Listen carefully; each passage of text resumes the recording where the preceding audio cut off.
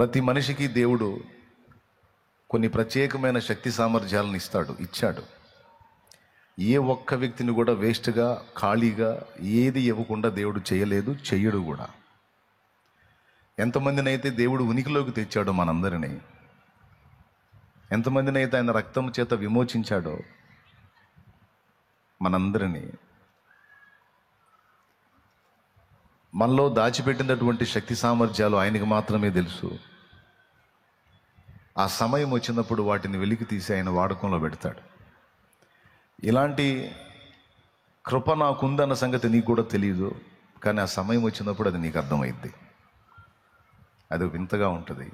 ఇది బైబిల్లోని భక్తుల జీవితాల్లో మనం చూసుకున్నాం.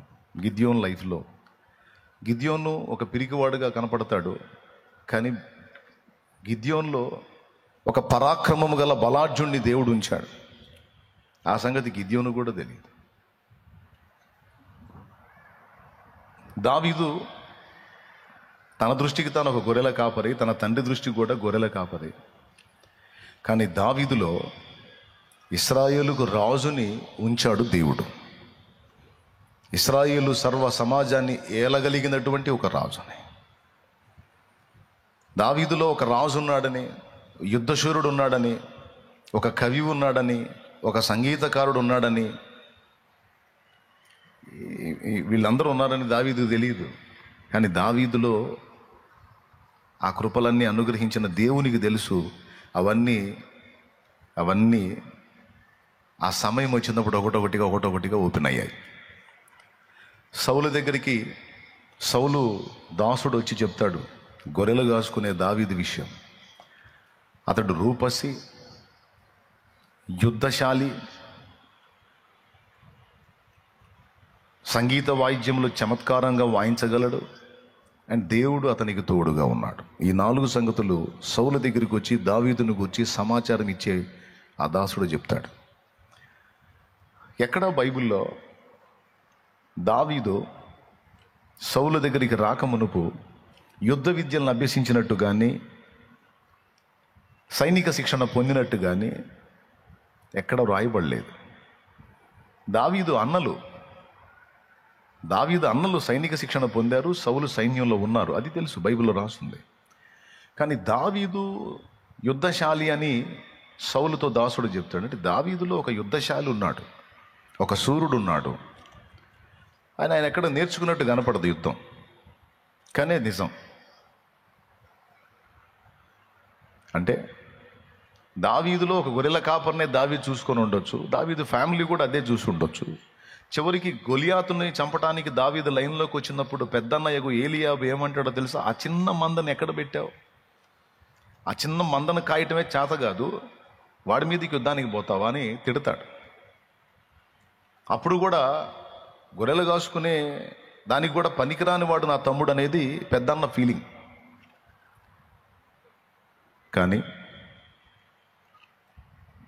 కొన్ని నిమిషాలలోనే లేదా కొన్ని గంటల్లోనే 40 రోజులుగా ఇశ్రాయేలు రాజు మొదలుకొని ఇశ్రాయేలు సర్వ సైన్యములో ఒక్కడు కూడా చేయలేని పని, 40 రోజుల టైంలో చేయలేని పని కనీసం 4 గంటలు కూడా కాకముందే దావీదు చేస్తాడు. దావీదులో అలాంటి పరాక్రమము గల శూరుడు ఒకడు ఉన్నాడన్న సంగతి దావీదుకు తెలియదు, అన్నలకు తెలియదు, సౌలుకు తెలియదు, దేవుడికి గొలియాతు కూడా తెలియదు. కానీ దావీదులో అలాంటి పరాక్రమాన్ని నింపి లైన్లోకి తీసుకొచ్చిన దేవుడికి మాత్రం తెలుసు ఆ సంగతి. అందుకే నేను చెప్తున్నది ఏంటంటే, మనకి దేవుడు అనుగ్రహించిన సామర్థ్యాలు దేవుడు లైన్లోకి తీసుకొచ్చిన దాకా ఎవరికి అర్థం కావు. నేను చెప్తున్నా, నీకు కూడా అర్థం కావు. ఆ సమయం వచ్చినప్పుడు అవి బయటకు వస్తాయి. నీకే ఆశ్చర్యం కలిగే కార్యాలు నీ నుండి జరిగిస్తాడు ఆయన. ఇది నా జీవితంలో కూడా నేను ప్రాక్టికల్గా అనుభవించి చెప్తున్నాను. ఓకే, సో భవిష్యత్తు తెలుసు, అండ్ నీకు ఏమేమి ఇచ్చాడో అవి కూడా ఆయనకి తెలుసు. అంతేకాదు, నిన్ను ట్రైనింగ్లోకి నడిపించడానికి, అంటే శిక్షణం చేయించడానికి, నిన్ను సిద్ధపరచడానికి నీ సామర్థ్యం ఎంతవరకు నువ్వు మోయగలవో, ఎంతవరకు నువ్వు తట్టుకోగలవో, నిన్ను శుద్ధ సువర్ణంగా మలచడానికి ఏ రేంజ్లో నిన్ను కాల్చాలో, ఎంతవరకు నువ్వు తట్టుకుంటావో ఆయనకు తెలుసు, అది కూడా తెలుసు. అందుకే నీకు తట్టుకోలేనన్ని రానివ్వడు, అవసరాన్ని బట్టి కొన్ని రానిచ్చిన అవన్నీ నిన్ను శుద్ధ సువర్ణం చేసి ఒక వెలుగు వెలిగించడానికే తప్ప నిన్ను పాడు చేయడానికి, నాశనం చేయడానికి ఎంత మాత్రం కాదు అనే ఈ 3 విషయాలు రాత్రి మనం ప్రేయర్లో ధ్యానం చేసుకున్నాం. అంటే మీరు మర్చిపోవద్దనేది మీకు గుర్తు చేస్తున్నాను నేను. ఇప్పుడు మనం చదువుకున్న వచనాన్ని గురించి చూద్దాం. ఒక్కసారి పక్కన వాళ్ళ ముఖాలు చూడండి. అసలే రాత్రి పాపం మీరు కష్టపడి హోల్ నైట్ చేస్తున్నారు. ఒకసారి పక్కన వాళ్ళ ముఖాలు చూడండి, చేతులు కలపండి, బాగున్నారా అని అడగండి.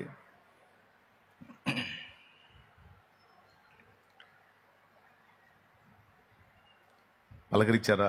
చూసారా ముఖాలు, పక్కన వాళ్ళ ముఖాలు? అందరూ లేచే ఉన్నారా? రైట్. అందరు కలిసి ఒకసారి 2 చేతులు పైకి ఎత్తి స్తోత్రం చెప్పండి. అసలు మళ్ళీ ఒకసారి అలానే చెప్పండి. రైట్, చాలా సంతోషం. యేసు ప్రభు ఒకసారి ప్రయాణమే వెళ్తూ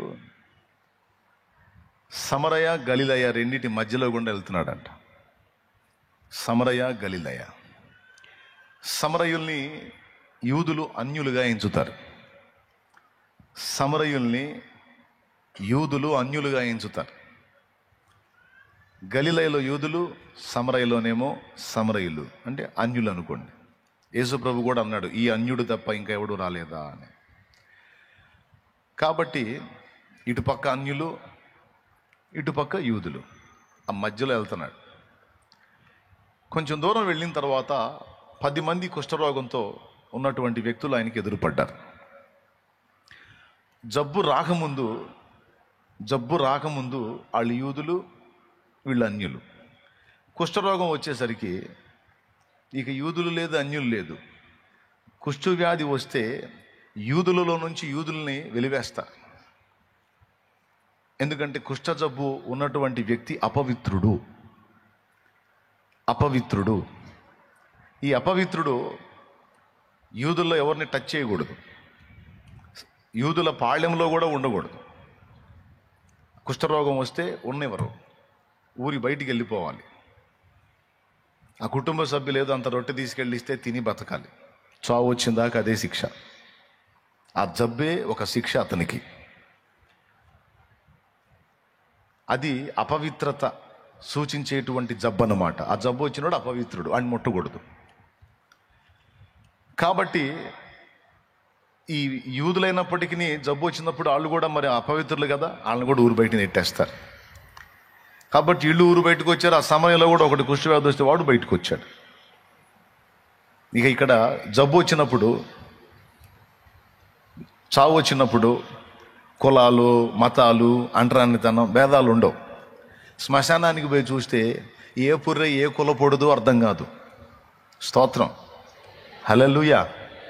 అవునా? మీరు చూపిస్తారా ఈ పుర్రె ఫలానా క్యాస్ట్ ఓడిది, ఫలానా మతం ఓడిదని? బొందలగడ్డలో ఏం లేవు. ఒకటి, హాస్పిటల్లో పేషెంట్స్ని చూడండి, అక్కడ ఎవడన్నా క్యాస్ట్ ఫీలింగ్ తీసుకొస్తాడా? లేదు. రోగం వచ్చిందా, అట్లయితే నువ్వు ఆసుపత్రిలో పేషెంట్, నువ్వు అంతే. నీ పక్కన ఏ క్యాస్ట్ ఓడో లేదు. ఆడు చస్తాడా, నేను చస్తాను, ఆడు చస్తాడన్న సోపే కానీ ఆడి కులం ఏంది, నా కులం ఏంది, ఇక కులం కుళ్ళాడు పనికిరాదు. ఎవడన్నా మీరు ఫలానా క్యాస్ట్ ఏదంటే క్యాస్ట్లని బొందలేదు, ఊరుకోరా బాబా సచ్చేటట్టు నన్ను జబ్బు వచ్చింది నాకు అన్నాడు. స్తోత్రం. ఎన్ని బాగున్నప్పుడు పడే ఎచ్చులు అనమాట. చావకు ముందు అన్ని బాగున్నప్పుడు పడే ఎచ్చులు. తేడా వస్తే సావు వచ్చినా రోగం వచ్చినా మొత్తం పోతాయి. ఓకే, వీళ్ళకి జబ్బు వచ్చింది, సమరయుడు లేదు, యూదులు లేదు, మొత్తం కలిసి ఊరు బయటకు వచ్చారు 10 మంది. వాళ్ళు గ్రూప్ అయిపోయారు. ఒకరిని చూసి ఒకడు ఓదార్చుకుంటున్నారు, ఆదరించుకుంటున్నారు. ఈలోపు ఒక సమాచారం వచ్చింది వాళ్ళకి. నజరేతులో నుంచి ఒక ఆయన వచ్చాడు, రబ్బుని, బోధకుడు. ఆయన ఎట్టి వ్యాధినైనా స్వస్థపరుస్తున్నాడు. ఆయన మాట మాత్రం సెలవిస్తే చాలు, ఎలాంటి జబ్బు కూడా వదిలిపోతుంది. మృతులను సైతం సజీవులుగా లేపుతున్నాడు. ఆయన బోధ అధికారము గలవాని వలె ఉంది. ఆయన వ్యవహారం ప్రత్యేకంగా ఉంది. ఇంతవరకు మన శాస్త్రుల్లో, పరిసయ్యుల్లో, సద్దూకయుల్లో మతనిష్ట దైవభక్తి కలిగినటువంటి వ్యక్తులు ఎవ్వరు కూడా ఆయన వలె లేరు. ఆయన ప్రత్యేకమైన వాడు. ఆయన దయ్యములను వెళ్ళగొడుతున్నాడు, అపవిత్రాత్మల్ని తరిమి కొడుతున్నాడు. ఆయన బోధ అధికారము గలవాని వలె ఉన్నది. ఎక్కడ రాజీపడి బోధించట్లేదు, రోషంగా ఉన్నాడు. ఆయన పేరు నజరేయుడగు యేసు అని ఆయనను గూర్చిన వార్త ప్రదేశాలంతటా వ్యాపించింది కదా. ఆ వ్యాపించినది ఈ కుష్ఠరోగుల దగ్గర కూడా వచ్చేసింది. వచ్చి వీళ్ళు ఎదురు చూస్తున్నారు, ఆయన ఎప్పుడు వస్తాడో, ఆయన మా వైపుకి ఎప్పుడు వస్తాడో, మాకంటే ఎప్పుడు పడతాడో, ఈ శాపం మాకెప్పుడు తొలగిద్దో. ఇప్పుడు జబ్బు వచ్చినందుకు ఒక బాధ అయితే, సహజంగా జబ్బు వచ్చినప్పుడు కుటుంబీకుల ప్రేమ దొరికిద్ది. మనకి ఏ రోగాలు రానంత వరకు మనోళ్ళు పట్టించుకోరు మనల్ని. మనోళ్ళు పట్టించుకోవాలంటే ఏదో మాయదార రోగం రావాలా, అప్పుడు కానీ మనోళ్ళకి మన మీద ప్రేమ పొంగి రాదు. అప్పటిదాకా మనల్ని పట్టించుకోరు. కొంతమంది ఫీలింగ్ ఇది, పాపం కొంత నిజమే. మనకి ఏదన్నా ఒక రోగం వచ్చింది అనగానే మొత్తం పరిగెత్తుకుంటూ వస్తారు. ఏంది ఫలానంటగా, ఏం పర్లేదు నేను చూపిస్తాను నీకు, అందరి ప్రేమ అప్పుడు. కాబట్టి చూసేవాళ్ళు ఉంటే రోగం మహాభోగం అన్నారు పెద్దలు. స్తోత్రం. ఏమన్నారు? చూసేవాళ్ళు ఉంటే రోగం మహాభోగం అన్నారు. అంటే వానికి ఏం చేయనీరు, పేషెంట్ కాబట్టి మంచం దిగనీరు, అన్నీ అవసరమైతే కాళ్ళు కూడా. పాపం జబ్బు వచ్చినోడు సహజంగా ఆశిస్తారు, స్త్రీ అయినా పురుషుడైనా, కనీసం ఈ రోగం ఉన్న 4 రోజులన్నా మా వాళ్ళ ప్రేమ దక్కిద్ది నాకు అని. అవునా? బాగా విపరీతమైన జ్వరం వచ్చిందనుకో, దుప్పటి కప్పుకొని ముసుకేసుకొని ఏడుస్తూ వండుకుంటారు కొంతమంది. ఎందుకు ఏడుస్తలే? రోగం వచ్చినందుకు ఒక బాధ అయితే, నన్ను ఎవరు పలకరించలేదని ఇంకొక బాధ. అలాంటి వేదనామయమైన పరిస్థితులు ఎవరన్నా దుప్పట్లాగి ఒళ్ళు భయంకరంగా కాలిపోతుంది, అమ్మో ఎట్లా తట్టుకున్నావు ఇంత జ్వరం, అసలు ఎట్లా భరిస్తున్నావు ఇంత బాధ అంటే మాటలు రావు. మళ్ళీ ముసుకేసుకొని ఆడవటమే జరిగింది. అవునా? కాసేపు ఏడిసి లోపల కళ్ళు తుడుచుకొని మళ్ళీ వచ్చి మళ్ళీ ముసుగు తీసి ఇంకా నెక్స్ట్ వాళ్ళ స్పందన ఏందో చూస్తానికి కనిపెడతాం. ఈ కుష్ఠరోగం ఎలాంటిదంటే కనీసం ఆ ప్రేమలో కూడా దక్కనిది. ఇది జబ్బు వచ్చింది ఒక బాధ అయితే, సొంత ఫ్యామిలీ కూడా ఆ వ్యక్తిని ఇంట్లో ఉండకూడదు, బయటికి నెట్టేయాలి. అపవిత్రుడు అంటరానోడు. అరే జబ్బు వచ్చి వేళ్ళు కాళ్ళు అన్ని స్పర్శ కోల్పోయి ఒక్కొక్క అవయవం దెబ్బతింటే అదొక బాధ అయితే, ఈ కష్టకాలంలో నన్ను ఆదరించాల్సిన నా కుటుంబ సభ్యులు కూడా నన్ను పక్కకు నెట్టే దౌర్భాగ్య పరిస్థితి, శాపం నాకు వచ్చింది. అయ్యో దేవుడా అని ఆ రోదన, అరణ్య రోదన, ఆ బాధ చెప్పనలవి కాని బాధ. మొన్న కరోనా వచ్చినప్పుడు కూడా ఇదే బాధ. అవునా?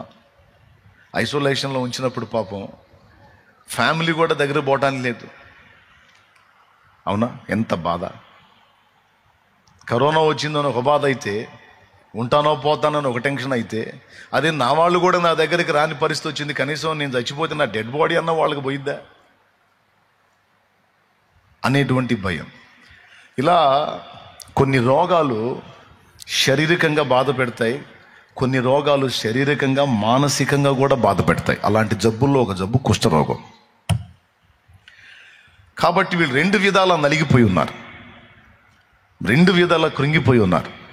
అటు కుటుంబ సభ్యులకి దూరం అయ్యారు, సమాజానికి వెలుపట బతుకుతున్నారు, చావును ఎదురు చూస్తున్నారు, ఒక పక్క జబ్బు చేత ఇబ్బంది పడుతూ ఉన్నారు. ఈ కండిషన్లో వాళ్ళు ఉన్నప్పుడు యేసుక్రీస్తుని గూర్చినటువంటి వార్త వాళ్ళకు అద్భుతమైన శుభవార్తగా పరిగణించారు. అబ్బా, ఆయన గురించి ఇంత మంచి మాట వినబడింది, ఆయన దొరికితే బాగుండు దేవుడా అనుకుంటా ఉన్నారు. వాళ్ళ ఆశ తీరింది, వాళ్ళ అదృష్టం పండింది. నిజంగా నజరేయుడు యేసు ఆ మార్గాన్ని వచ్చాడు. ఆయన్ని చూసి ఆయన దగ్గరికి పోలా, దూరమున నిలిచి కేకలు వేశారట. ఆయన వెళ్తున్నాడు, ఆయన చుట్టూ జనసమూహం ఉన్నారు, ఆయన నడుస్తున్నాడు. వీళ్ళు ఆయన చూశారు, కేకలు వేశారు, ప్రభువా ప్రభువా ప్రభువా మమ్మల్ని కరుణించు, మమ్మల్ని స్వస్థపరచయ్యా, ఈ శాపగ్రస్తమైన జబ్బుతో బాధపడుతున్నామయ్యా, మమ్మల్ని కనికరించు ప్రభువా, మమ్మను కరుణించు అని కేకలేశాడు. వాళ్ళంత దూరంలో ఉండి కేకలేస్తేనే ఆయనకు అర్థమైపోయింది కుష్ఠవ్యాధి చేత బాధపడుతున్నారని. వాళ్ళ దీనావస్థను చూసి నాకు తెలిసి వాళ్ళ కోసమే పోయినట్టున్నాడు. ఆయనకు తెలుస్తుంది ఏ బిడ్డ ఏ బాధలో ఉన్నాడో, ఏ బిడ్డ ఏ శోధనలో ఉన్నాడో, ఏ బిడ్డ ఏ వేదనలో ఉన్నాడో ఆయనకు తెలుసు. ఆయన 1,00,000 మందికి ప్రసంగం చేస్తాడు, 10,000 మందికి ప్రసంగం చేస్తాడు, 100 మందికి ప్రసంగం చేస్తాడు, 10 మందికి ప్రసంగం చేస్తాడు, ఒకడికి కూడా చేస్తాడు. ఒక్కడే కదా అని దాటిపోడు. అర్థమైందా? ఒక్కడికి కూడా వదిలిపెట్టడు. ఎందుకంటే ఆ ఒకడు కూడా ఆయన సృష్టే కాబట్టి. దీనుల ఆర్తధ్వని వినే దేవుడు నా దేవుడు. వినబడింది. వాళ్ళు ఉన్న ప్రదేశానికి వచ్చాడు. వాళ్ళు అంత దూరాన్ని నిలిచి కేకలేశాడు. మారు మాట్లాడలా, ఒకటే మాట చెప్పాడు, మీరు వెళ్ళి యాజకునికి కనపరుచుకోండి అన్నాడు. యాజకునికి ఎప్పుడు కనపరచగలరో తెలుసా? కుష్ఠరోగం వచ్చిన వాడికి ఒకవేళ దేవుని దయగలిగి వానికి ఆ రోగం వెనక్కి తిరిగి వానికి అది బాగుపడితే అప్పుడు రూల్ ఏంటంటే అతను డైరెక్ట్గా ఇంటికి వెళ్ళకూడదు, ముందు మందిరం దగ్గరికి వెళ్ళాలి. అక్కడ యాజకునికి కనపరుచుకోవాలి. యాజకుడు ఆ కుష్ఠరోగము వాడిని విడిచిందా లేదా చెక్ చేస్తాడు, చూస్తాడు. తగ్గిపోయింది అనిపించింది అనుకో, బాయ్ నీకు ఆ జబ్బు తగ్గింది, నువ్వు శుద్ధుడు అయ్యావు, స్వస్థత పొందావు, మోషే నియమించినటువంటి కానుకను సమర్పించుకొని శుద్ధుడివై నీ ఇంటికి నువ్వు చేరొచ్చు అని చెప్పి యాజకుడి సాక్ష్యం ఇస్తే అప్పుడు ఆ మోషే నియమించిన కానుక ఏదైతే ఉందో అది సమర్పించి ఆ తర్వాత ఇంటికి వెళ్ళాలి. అది రూల్. కాబట్టి యేసుప్రభు ఏమన్నాడంటే, మిమ్మల్ని నేను స్వస్థపరిచానని కానీ, బాగు చేశానని కానీ, ఇక మీకు ఆ జబ్బు ఉండదని కానీ, లేకపోతే ఇప్పుడే మిమ్మల్ని ముడతానని కానీ ఏం చెప్పలా. ఒకటే, ప్రభువా మమ్మను కరుణించు అని వాళ్ళు కేకలేశారు. ఆయన రెండవ మాటకి ఏం చెప్పాడంటే, వాళ్ళ మాటకి బదులు మాటకి ఏం చెప్పాడు, మీరు వెళ్ళి యాజకునికి కనపరుచుకోండి అన్నాడు. అంటే ఏమర్థమో తెలుసా? ఆ వ్యాధి మిమ్మల్ని విడిచింది, మీరు అడిగారు కదా, నేను ఆమోదించాను, అది విడిచింది, పోండి అన్నాడు. పోయి ముందు చేయాల్సిందేంది? యాజకునికి కనపరుచుకోండి. వాళ్ళకి ఆశ్చర్యం కలిగింది. జబ్బు తగ్గితే కదా పోవాలి, మనకి ఇంకా ఎక్కడే ఉన్నాయి, ఇట్లా పెట్టుకొని యాజకుడి దగ్గరికి పోతే రాళ్ళు తీసుకొని కొడతారు కదా, ఇదేంది ఇలానే ఉండి యాజకుని దగ్గరికి పో అంటాడేంటి అనే డౌట్ వచ్చినా ఆయన చెప్పాడు గనుక మనం పోదాం. ఆయన చెప్పాడు గనుక మనం పోదాం. ఖచ్చితంగా ఆయన సెలవిచ్చాడు గనుక ఈ జబ్బు మనల్ని విడిచిపెట్టిద్ది, సందేహం లేదు అని విశ్వాసాన్ని కలిగి 4 అడుగులు వేశారు. ఇక పోవటం మొదలు పెట్టారు. వారు వెళ్ళుచూ ఉన్నారు. అట్లా నడుస్తూ వెళుతూ ఉండగా వాళ్ళకి ఇలాగ అయిపోయి ఉన్నటువంటి ఆ వేళ్ళు ఓపెన్ అయినాయి. కుష్ఠవ్యాధి వచ్చినప్పుడు ఈ ఫింగర్స్ అలా బెండ్ అయిపోతాయి, అన్ని గాయాలు అవుతాయి, స్పర్శ ఉండదు, అర్థం కాదు. ఆ కండిషన్లో ఉన్నటువంటి వాళ్ళ చేతులు ఓపెన్ అయినాయి, కాళ్ళు సరి చేయబడ్డాయి. వారి శరీరంలో ఉన్న ఆ రోగమంతా కూడా తొలగిపోయి, అదిగో అప్పటిదాకా బట్టలు కట్టుకున్నారు ఆ చేతులకి, అవన్నీ కూడా ఓపెన్ చేసేసుకున్నారు, మొత్తం స్వస్థత పొందేశారు, బాగుపడ్డారు. పోవుచూ ఉండగా వెళ్ళుచూ ఉండగా వారు శుద్ధులైది, అంటే స్వస్థత పొందారు. పొందిన తర్వాత 9 మంది అట్టే పోయారు. ఒకడేమో ఆ సమరయుడేమో, ఈ జబ్బు నాకు ఎలా తగ్గింది, ఈ రోగం నన్ను ఎలా విడిచింది, ఇన్నాళ్ళు నన్ను పట్టి పీడించి నా కుటుంబానికి సమాజానికి నన్ను దూరం చేసి ఊరి వెలపట బ్రతికేటట్టు చేసిన ఈ జబ్బు నన్ను ఎలా వదిలింది అంటే, అదిగో ఆయన మాట సెలవిచ్చాడు, ఈ కార్యం జరిగింది. ఇదిగో ఆయన సర్వాధికారి.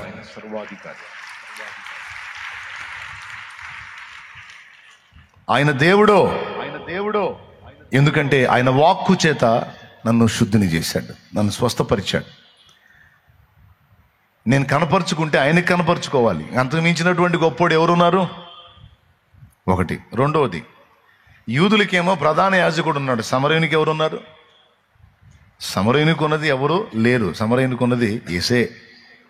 అందుకే వాళ్ళకి యాజకుడు వాళ్ళ పాళెంలో ఉంటే, నా యాజకుడు నువ్వేనయ్యా, నా రాజువు నువ్వేనయ్యా, నా రక్షకుడివి నువ్వేనయ్యా అని పరిగెత్తుకుంటూ వచ్చి ఆయన పాదాల మీద పడ్డాడు.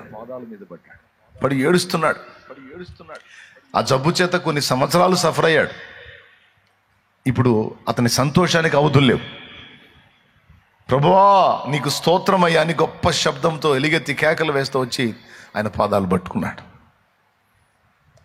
గమనించండి, యేసు ప్రభు వాడిని చూసి సంతోషపడ్డా మళ్ళా వెనక్కి చూశాడు. 10 మంది కదా నన్ను ఎదుర్కొంది, 10 మంది శుద్ధులైరి కారా, 10 మంది బాగుపడలేదా, 10 మందికి స్వస్థత రాలేదా?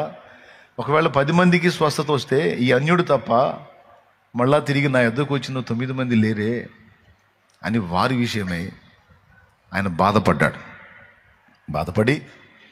సరే వాళ్ళు యాజకుడి కోసం వెళ్ళారు, లేపోని నువ్వు తిరిగి వచ్చావు నాయనా, నీ విశ్వాసమే నిన్ను స్వస్థపరిచింది అని ప్రభు ఆయన్ని దీవించాడు, ఆ సమరయుణ్ణి. ఇది జరిగిన స్టోరీ. ఇందులో మనం గుర్తించదగ్గ కొన్ని పాఠాలు ఉన్నాయి ప్రియులారా. కొద్ది మాటలు చెప్పి నేను ముగిస్తాను. మిమ్మల్ని ఎక్కువ ఇబ్బంది పెట్టదలుచుకోలేదు. కొద్ది మాటలు బాగా వినండి. మనకి 2 రకాల జబ్బులు ఉంటాయి. ఒకటి శరీరానికి సంబంధించిన జబ్బు, శరీరానికి వచ్చే జబ్బు. 2 శరీరము నుండి వచ్చే జబ్బు. నేను చెప్పింది క్లియర్గా మీకు అర్థమైందో లేదో. ఒకటి శరీరానికి వచ్చే రోగం, 2 శరీరము నుండి వచ్చే రోగం. ఈ 2 రకాల జబ్బులు ఉంటాయి. ఇంకోసారి కూడా చెప్తా, మీకు క్లియర్గా అర్థం కావాలి. అందుకని శరీరానికి జబ్బు వచ్చింది, అది మనకు తెలిసిన సంగతే. కానీ అసలు శరీరమే ఒక జబ్బు అనేది మన గ్రహింపులో ఉండాలి. ఎందుకంటే శరీర కార్యములు స్పష్టములై ఉన్నవి. అవేవనగా జారత్వము, అపవిత్రత, కాముకత్వము, విగ్రహారాధన, అభిచారము, వ్యభిచారము, ద్వేషములు, విమతములు, అసూయలు, మత్తతలు, కక్షలు, భేదములు, అల్లరితో కూడిన ఆటపాటలని ఒక గొప్ప అయితే ఉన్న ఈ శరీరం ఉత్పత్తి చేసే దరిద్రాలు. శరీరానికి వచ్చే జబ్బు ఒక జబ్బు అయితే, శరీరము నుండి వచ్చే జబ్బు ఒక జబ్బు. ఈ శరీరానికి వచ్చే జబ్బులు అన్నీ అపవిత్రమైనవి కావు, కానీ కుష్ఠరోగం లాంటివి అపవిత్రమైనటువంటి జబ్బులుగా పరిగణించబడతాయి. ఇది శరీరానికి వచ్చే జబ్బులు. కానీ ఈ శరీరం నుండి వచ్చే జబ్బు ఉంది చూడు, మొత్తం దరిద్రమే. అర్థమైందా? ఈ శరీరం నుండి ఉత్పత్తి అయ్యే జబ్బు ఉంది చూడు, ఎన్ని రకాలు వస్తాయి, అన్ని రకాలు మొత్తం అపవిత్రమైనవి, ఒక్కటి కూడా పవిత్రమైంది లేదు. శరీరానికి వచ్చే రోగాల్లో కొన్ని రోగాలు, కుష్ఠరోగం లాంటి రోగాలు అపవిత్రమైన జబ్బులని పరిగణించబడతాయి. కొన్ని రోగాలు మామూలు రోగాలే. ఫ్యామిలీ కూడా ఉండి సపోర్ట్ చేస్తారు, ఆదరిస్తారు, ఉపచారం చేస్తారు, పరిచర్య చేస్తారు. కానీ కొన్ని జబ్బులు వస్తే, కరోనా లాంటి జబ్బు వస్తే సొంత ఫ్యామిలీ కూడా ఇక అడ్రస్ ఉండరు. కలరా లాంటి జబ్బు వస్తే సొంత ఫ్యామిలీ కూడా అడ్రస్ ఉంటుంది, ఎందుకంటే వాళ్ళకి వచ్చి వాళ్ళు పోతారు. కుష్ఠరోగం ఒకటి, కరోనా ఒకటి, కలరా ఒకటి. కొన్ని అపవిత్రమైనటువంటి రోగాలుగా పరిగణించబడతాయి, అంటరాని జబ్బులుగా పరిగణించబడతాయి. 2, 3, 4, 5 ఉంటాయి అంతే. కానీ శరీరం నుండి ఉత్పత్తి అయ్యేటువంటి రోగాలు ఎన్ని రకాలు చెప్పాడు, అన్ని రకాలు దరిద్రమే, ఒక్కటి కూడా పవిత్రమైనది లేదు, మొత్తం అపవిత్రమైనవే. రైట్, 3వసారి చెప్పాను, క్లియర్గా అర్థమైంది అనుకుంటున్నా. ఇక్కడ గమనించాల్సిన విషయం ఏంటంటే, యేసు ప్రభు ఆజ్ఞాపించినప్పుడు శరీరానికి సంబంధించిన జబ్బులు తక్షణమే వదిలిపెట్టి వెళ్ళిపోయినాయి. కొంతమంది చచ్చిన వాళ్ళు బ్రతికారు. కొన్ని రోగాలు ఆయన మాట మాత్రం సెలవిస్తే వదిలిపెట్టి వెళ్ళిపోయినాయి. కొన్ని దయ్యాలను గద్దిస్తే వెళ్ళిపోయినాయి. కానీ ఈ కుష్ఠరోగం విషయంలో వీళ్ళ దగ్గర ఒక ప్రత్యేకమైన పని చేశాడు ఆయన. వాళ్ళని ముట్టడం కానీ వాళ్ళకి ఇంకొక రకంగా చేయటం కానీ చేయలేదు. వాళ్ళ దూరంలో ఉండగానే మీరు వెళ్ళి యాజకుని కనపరుచుకొని మీరు వెళ్ళండి అన్నాడు. వెళ్ళండి అంటే మీరు నడవండి, నేను చెప్తున్నాను కదా, మీరు ముందుకు వెళ్ళిపోండి. వెళ్తే ఏమైద్దో చూడండి, పోండి. నేను చెప్పాను కదా, నా మాట చొప్పున నడవండి, నా మాట చొప్పున నడవండి. నేను చెప్తున్నాను కదా, పదండి అంటే వాళ్ళు వెళ్తూ ఉండగానే అన్ని సంవత్సరాల రోగం అడ్రస్ లేకుండా పోయింది. ఇప్పుడు మనకు కూడా, మనలో ఇంతమంది కూర్చున్నా ఈరోజు ఇక్కడ, భౌతికంగా ఈ శరీరానికి సంబంధించిన సమస్యలు కొన్ని మీరు ఎదుర్కొంటూ ఉండొచ్చు. శరీర రోగాలు కావచ్చు, శరీర అవసరాలకు సంబంధించి చేసుకున్న అప్పులు తిప్పలు కావచ్చు, ఈ శరీర అవసరాల కోసం ప్రయత్నం చేసే ప్రయత్నాలు కావచ్చు.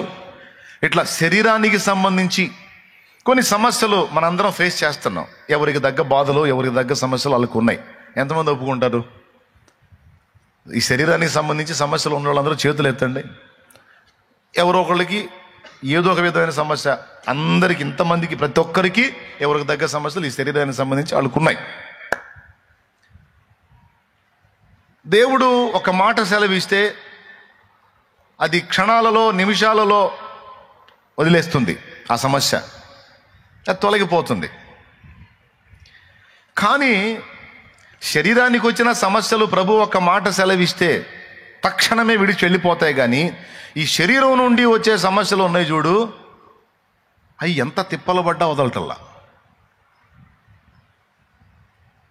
ఇప్పుడు పాయింట్ అర్థమైందా మీకు?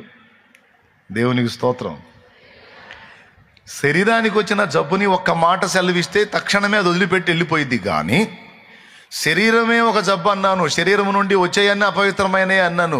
ఈ దరిద్రాలు ఏవైతే ఉన్నాయో ఇవి ఎన్ని తిప్పలు పడ్డా సరే పోట్లా. 2 రోజులు బాగుంటే 3వ రోజు మళ్ళీ ఏదో ఒకటి కనపడతానే ఉంది. ఈ ధర్మ సందేహం ఎంతమందికి ఉంది? ఈ చేతులు ఎత్తిన వాళ్ళందరికీ నా మ్యాటర్ అర్థమైంది. చేతులు ఎత్తిన వాళ్ళకి అసలు మ్యాటరే అర్థం కాల. కాబట్టి మళ్ళీ చెబుతా. నాకు అర్థమైందాక, మీకు అర్థమైందాక చెప్పటమే నా పని. దేవునికి స్తోత్రం. ఇప్పుడు కోపపడొద్దు, శాంతం కలిగి ఉండాలి, దీర్ఘశాంతం కలిగి ఉండాలి, ఓర్చుకోవాలి, సహించాలి అని నేను చెబుతాను. మీరు కూడా చదువుతారు, అలాగే ఉందాం అనుకుంటారు. అనుకొని గట్టిగా తీర్మానం చేసుకున్న రోజే ఆ సాయంత్రానికి ఎవడో ఒకటి గల్లిస్తాడు. అసలు ఒక్క బూతు కూడా నేను తిట్టొద్దు, ఒక్క అపవిత్రమైన మాట కూడా నేను మాట్లాడొద్దు అని నువ్వు తీర్మానం చేసుకున్న రోజే గద్దిస్తాడు ఎవడొకడు, ఎవరో తల్లి. ఆ తీర్మానం సాయంత్రానికే రద్దయిపోయింది.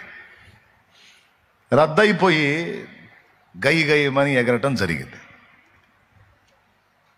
సరే, ఈరోజు ఫెయిల్ అయ్యాను, ఇక రేపటి నుంచి మళ్ళీ గట్టిగా తీర్మానం చేసి ట్రై చేద్దామని మళ్ళీ రేపు ఒక తీర్మానం చేస్తాం. తీర్మానం చేసి ఇక నుంచి నేను పర్ఫెక్ట్గా ఉండాలి, పర్ఫెక్ట్గా ఉండాలి అని ఏదో నిర్ణయం చేస్తావు. మళ్ళా రేపు సాయంత్రానికి మళ్ళీ ఏదో ఒక శోధం వచ్చింది. ఇట్లాగే తీర్మానాలు చేయటం, అది విఫలం కావటం, తీర్మానం చేయటం విఫలం కావటం, తీర్మానం చేయటం విఫలం కావటం. ఒక కోపం విషయం నేను చెప్పాను. ఇక మీరు కలిగి ఉన్న పాపాలు, లోపాలు, తేడాలు ఏమున్నాయో అవి మీకు తెలుసు, అవి మీ పర్సనల్. నాకు తెలుసు, అవి నా పర్సనల్. మీ అన్నీ చెప్పమంటే మీరు చెప్పరు, నా అన్నీ చెప్పమంటే నేను చెప్పను. ఒకడంట తన ఆలోచనని, తనకొచ్చే ఆలోచనలు, తనకొచ్చే తలంపులన్నీ మరొకటితో కానీ మొత్తం ఓపెన్గా పంచుకుంటే అవన్నీ విన్నోడు ఈ చెప్పినోడిని 11 సార్లు హత్య చేస్తాడంట. 11 సార్లు హత్య చేయడానికి ఆడు కుదిరిద్ది. ఒక్కసారి పొడితే అవుటీడు, మళ్ళీ 11 సార్లు చంపడానికి ఛాన్స్ ఉంటే 11 సార్లు చంపుతాడంట. ఇది మానసిక శాస్త్రవేత్తలు చెప్పినటువంటి విషయం. ఒకడు వాని మనసుకు వచ్చే ఆలోచనలన్నీ ఒక్కటి కూడా దాచుకోకుండా మొత్తం పక్కోడికి చెబితే అవన్నీ విన్నోడు వీడిని 11 సార్లు హత్య చేస్తాడు. మళ్ళీ ఇక మామూలు దెబ్బలు కొట్టడం కూడా కాదు, ఏకంగా చంపటమే, అది కూడా 11 సార్లు చంపుతాడు. అంటే దీన్ని బట్టి మీకేమర్థమైంది? ఒక మనుషుని హృదయములో నుండి, శరీరమును బట్టి మనుషుని హృదయములో నుండి కలిగేటువంటి ఆలోచనలు ఎంత దరిద్రంగా ఉంటాయంటే యేసు ప్రభు చెప్పాడు, బయట నుండి మనం తినే ఆహారము మరుసటి రోజు బహిర్భూమిలో విడవబడుతుంది. కాబట్టి బయట నుండి లోపలికి వెళ్ళేది మనుషుని అపవిత్రపరచదు. నువ్వు అది తినొద్దు ఇది తినొద్దు కాదు, ఏది తిన్నా సరే మరుసటి రోజుకి బహిర్భూమిలో విడవబడుతుంది. అది లోపలికి ఉండి అపవిత్రపరిచేది ఏమీ లేదు. కానీ మనుషుని హృదయంలో నుండి వచ్చునవే మనుషుని అపవిత్రపరచును అన్నాడు. మనుషుని లోపల నుండి వచ్చేవే మనుషుని అపవిత్రునిగా చేస్తాయి అన్నాడు. అవి జారత్వములు, దురనురాగములు, దురభిమానములు, దురభిప్రాయములు, ద్వేషములు, అసూయలు, కక్షలు, చాలా విషయాలు చెప్తాడు ఆయన. వ్యభిచారములు, వేశ్యాగమనములు, ఇవన్నీ లోపల నుండి వస్తాయి. నరహత్యలు, క్రోధములు, ఇవన్నీ కూడా లోపల నుంచి వస్తాయి. అవి మనుషుని అపవిత్రపరుస్తాయి తప్ప బయట నుంచి మనం తినే ఆహారం లోపలికి పోయి మనం అపవిత్రం చేసేది ఏమి లేదు నాయన. ఎలాంటి పదార్థం తిన్నా మరుసటి రోజుకి క్లీన్ అయిపోయింది. కానీ లోపల నుంచి ఉత్పత్తి అవుతున్నాయి చూడు దరిద్రాలు, ఇవి మనుషుని ఆమూలాగ్రం అపవిత్రుని చేస్తాయి అనేది యేసయ్యే చెప్పిన విషయం. అక్కడెక్కడో ఉంటుంది, సువార్తలో చూసుకోండి. మత్తయి 15 ఒకసారి చూడండి, 11వ వచనం. నోట పడున్నది మనుషుని అపవిత్రపరచదు గాని నోట నుండి వచ్చున్నదే మనుషుని అపవిత్రపరచునని వారితో చెప్పిన అదేంటో చూడు. 16వ వచనం చదువు. ఆయన మీరును ఇంతవరకు అవివేకులై ఉన్నారా? నోటిలోనికి పోవునదంతయు కడుపులో పడి బహిర్భూమిలో విడవబడును గాని నోట నుండి బయటకు వచ్చినవి హృదయములో నుండి వచ్చును. ఇవే మనుషుని అపవిత్రపరచునని మీరు గ్రహింపరా? దురాలోచనలు, నరహత్యలు, వ్యభిచారములు, వేశ్యాగమనములు, దొంగతనములు, అబద్ధ సాక్ష్యములు, దేవదూషణలు హృదయములో నుండి వచ్చును. ఇవే మనుషుని అపవిత్రపరచును గాని చేతులు కడుక్కొనక భోజనము చేయటం మనుషుని అపవిత్రపరుస్తుందని చెప్పాను. అది అపవిత్రతకు కేంద్ర స్థానం ఎక్కడుంది? మన లోపలే ఉంది.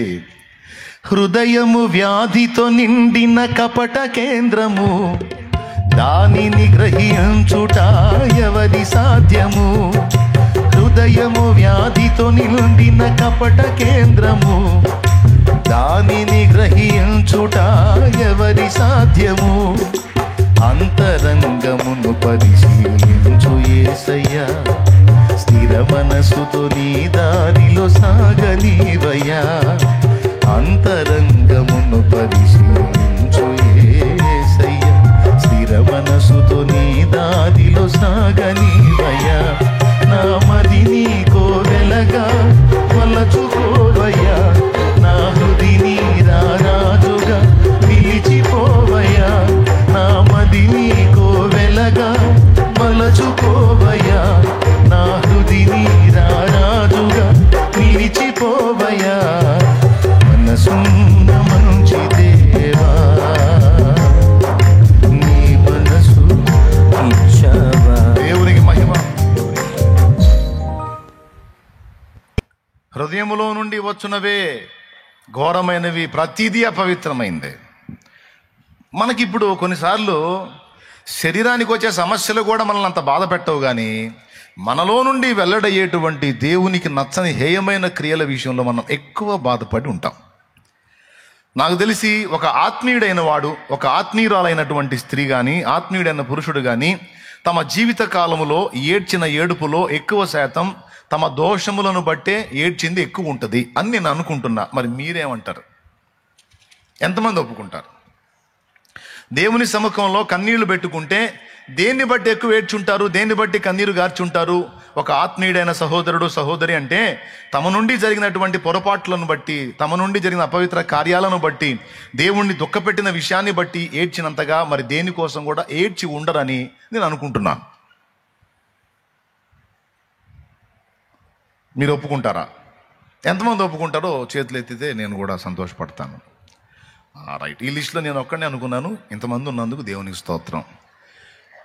అంటే ఈ అనుభవం నేను చాలాసార్లు నేను పరిశీలించుకున్నాను. నాదే నా ఈ అనుభవం, అందరిదా? అంటే ఆకలి నాకే అవుతుందా అందరికి అవుతుందా అన్నట్టు, పొట్టున్నోడి కాలం ఆకలి అయింది అన్నట్టు, ఇప్పుడు హృదయం ఉన్న మీ అందరికి కూడా హృదయంలో నుండి వెలువడేటువంటి అహేయమైనవన్నీ కూడా మీకు అర్థమవుతుంటాయి. ఎందుకంటే ఒకప్పుడు మీకు ఆత్మీయ స్పర్శ లేదు, మంచి మనస్సాక్షి లేదు. కానీ ఎప్పుడైతే యేసయ్య దగ్గరకు వచ్చారో, మారు మనసు పొందారో, పాపక్షమాపణ నిమిత్తం బాప్తిస్మం పొందారో, ఆ పొందినప్పుడు మీ మనస్సాక్షి ఆయన రక్తము చేత శుద్ధి చేయబడింది.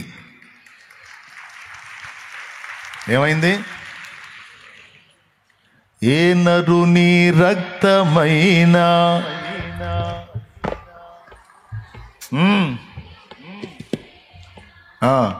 ఏ నరుని రక్తమైనా మన సాక్షిని శుద్ధి చేసేనా? ఏ నరుని రక్తమైనా మన బుద్ధిని మార్చగలిగేనా? మన సాక్షికే శుద్ధి, మన బ్రతుకులో బుద్ధి. మన సాక్షికే శుద్ధి, మన బ్రతుకులో బుద్ధి కలిగించు రక్తము నా యేసు రక్తము, కలిగించు రక్తము నా యేసు రక్తము. యేసు రక్తము పరిశుద్ధ రక్తము, యేసు రక్తము అది దైవ రక్తము. యేసు రక్తము పరిశుద్ధ రక్తము, యేసు రక్తము అది దైవ రక్తము. ఓకే, యేసు రక్తము మన మనస్సాక్షిని శుద్ధి చేసింది. ఆ రక్తము మన మనస్సాక్షిని శుద్ధి చేయక మునుపు మన మనస్సాక్షి మొత్తం నలుపు. ఆ నలుపులో ఎన్ని మచ్చలు పడ్డా అర్థం కాదు. కానీ యేసు రక్తం ఎక్కడ ఉంది? నాకు అది చెప్పు, ఇక్కడే ఉందా? యేసు రక్తం మన మనస్సాక్షిని చేసింది తెలుపు. ఏం చేసింది? తెలుపు చేసేసింది, తెల్లని తెలుపు చేసేసింది. ఇక ఇందులో చిన్న పెన్ డాటు పడినా కూడా మనకు అర్థమైపోయింది. అందుకే ఒకప్పుడు క్రీస్తు రక్తంలో కడగబడక ముందు ఎన్ని దోషాలు చేసినా మనకి ఏ ఫీలింగ్ లేదు. కానీ క్రీస్తు రక్తంలో కడగబడ్డ తర్వాత చిన్న లోపం జరిగినా మన వల్ల కాదు. అవునా? ఎందుకు? మనస్సాక్షి శుద్ధి చేయబడింది, తెలుపు చేయబడింది. కాబట్టి ఇప్పుడు ఏం జరిగిందో తెలుసా? ఏ చిన్న లోపం జరిగినా మిగిలిన సమస్యలన్నీ పక్కన పెట్టి ముందు ఆ లోపాన్ని బట్టి ఎక్కువ ఫీల్ అవుతాం. దేవా, నీకు నచ్చని పని చేశాను, నిన్ను దుఃఖపెట్టాను, నిన్ను ఆయాసపరిచాను, ఇది నీకు నచ్చదు కదయ్యా, ఈ ఆలోచన నీకు ఒప్పుకోవు కదయ్యా, నీ ఆత్మను దుఃఖపెట్టాను, పరిశుద్ధాత్మను దుఃఖపరిచానయ్యా, అయ్యా నన్ను క్షమించయ్యా, నేను ఇలా ఉండకూడదయ్యా, ఇలా చేయకూడదయ్యా, ఇంత చండాలంగా ఆలోచించకూడదయ్యా, అయ్యా నేను ఏడవటం జరిగిపోయింది. నాకు తెలిసి నీ జీవితంలో నువ్వు ఏడిచిన ఏడుపుల్లో ఎక్కువ శాతం ఏడుపే ఉంటుంది. ఈ సమస్యల కోసం అంతగా నువ్వు కదలవు. బాగా బాధ పెడితే ఎప్పుడో మోకాళ్ళు వేసినప్పుడు ఆ సమస్య గుర్తొస్తే ప్రభువా ఒకసారి జ్ఞాపకం చేసుకొని ఏదో అట్లాని వదిలేస్తావు. కానీ ఎక్కువ భయపడేది, బాధపడేది, కృంగిపోయేది, అపరాధ భావాన్ని బట్టి నలిగిపోయేది మన అపవిత్ర క్రియలను బట్టే. అవునా? మనకి ఆత్మీయులైన వాళ్ళ సంగతి చెప్తున్నానండి నేను. ఇంకా ఆత్మీయతలో ఎదగని వాళ్ళకి శరీర సమస్యలే సమస్యలు. వాళ్ళకి ఏ కాడికి అప్పులు పోవాలి, రోగం తగ్గాలి, సమస్య పోవాలి, ఈ ఉద్యోగం రావాలి, ఆ వ్యాపారం డెవలప్ కావాలి, ఆ పంట పండాలి, ఈ పెళ్లి కావాలి, ఆ పిల్లలు పుట్టాలి, ఈ ఏడుపే వాళ్ళ సమస్యలన్నీ ఇవే. వాళ్ళ ఏడుపులు కూడా దానికోసమే. వాళ్ళు ఇంకా ఆత్మీయతలో ఎదగని స్థితిలో ఉన్నారు. కాబట్టి వాళ్ళు దీని మీద ఆలోచనలు కలిగి ఉంటారు. వాటిని బట్టి కృంగిపోతారు, వాటిని బట్టి దిగులు పడతారు, వాటిని బట్టి దుఃఖపడతారు, వాటి కోసం ప్రార్థన చేస్తారు. ఆఖరికి నా దగ్గరికి వచ్చినా కూడా వాటి గురించి చెప్పి ప్రార్థన చేయించుకుంటారు. వాళ్ళ మనసంతా దాని మీదే ఉంటుంది, వాటి మీదే ఉంటుంది.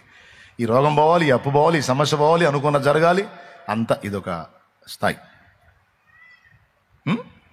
ఆత్మీయులంటే ఎవరో తెలుసా? వాటిని అసలు లెక్క చేయరు వాళ్ళు. అస్సలు అప్పులు కానీ, సమస్యలు కానీ, రోగాలు కానీ, ఇరుగులు కానీ, ఇబ్బందులు కానీ ఏదైనా సరే వచ్చినప్పుడు కాసేపు టెన్షన్ పడతారు. ఆ తర్వాత మళ్ళీ దేవుని వైపు తిరుగుతారు. దేవుని వైపు తిరిగినప్పుడు దేవుడు మాట్లాడతాడు. అవసరాన్ని బట్టి వచ్చిందిలే పదా అంటాడు. ఓకే, థ్యాంక్ యూ లార్డ్ అనుకుంటూ ముందుకు వెళ్ళిపోతారు. లెక్క చేయరటిని వాటి గురించి దిగులు పట్టం కానీ, కృంగిపోవటం కానీ, వేదన పట్టం కానీ, తిండి మానుకోవటం కానీ అస్సలు ఆత్మీయులకు ఉండదు. ఎందుకంటే వాళ్ళ హృదయంలో దేవుని వాక్యం ఉంటుంది. ఆ వాక్యం ఏం చెప్తుందంటే, నాకు తెలియకుండా నీకు ఏది జరగదు, ఏదైనా నేను రప్పించానంటే నీ మేలు కోసమే రప్పించాను, నువ్వు సైలెంట్గా ముందుకు వెళ్ళిపో అని దేవుని వాక్కు వారి హృదయంలో ఉంటే కనుక ఏదొచ్చినా మన మంచిగా అనుకుంటే సాగిపోతారు. ఆత్మీయులు, నేను చెప్తున్నాను కదా, ఆత్మీయులు అంటే ఒక అంతస్తు ఎక్కినోళ్ళు. అంతస్తు ఎక్కకుండా కింద ఉన్నోళ్ళు ఆత్మీయ పసిపిల్లలు. వాళ్ళ మైండ్ అంతా ఈ శరీర సంబంధమైన అవసరాల కోసం, అక్కర్ల కోసం, సమస్యల కోసం, బాధల కోసమే ఉంటుంది. కానీ ఆత్మీయతలో ఒక అంతస్తు ఎక్కిన వాళ్ళకి అసలు ఇవి లెక్కలోవే కావు. నిందలు, అవమానాలు, దోషంలు, ద్వేషాలు, మాటలు, సమస్యలు, దేహ రోగాలు, లేదా అప్పులు, ఇబ్బలు ఏం లెక్కలోకి రావు. లెక్క చేయరాటిని.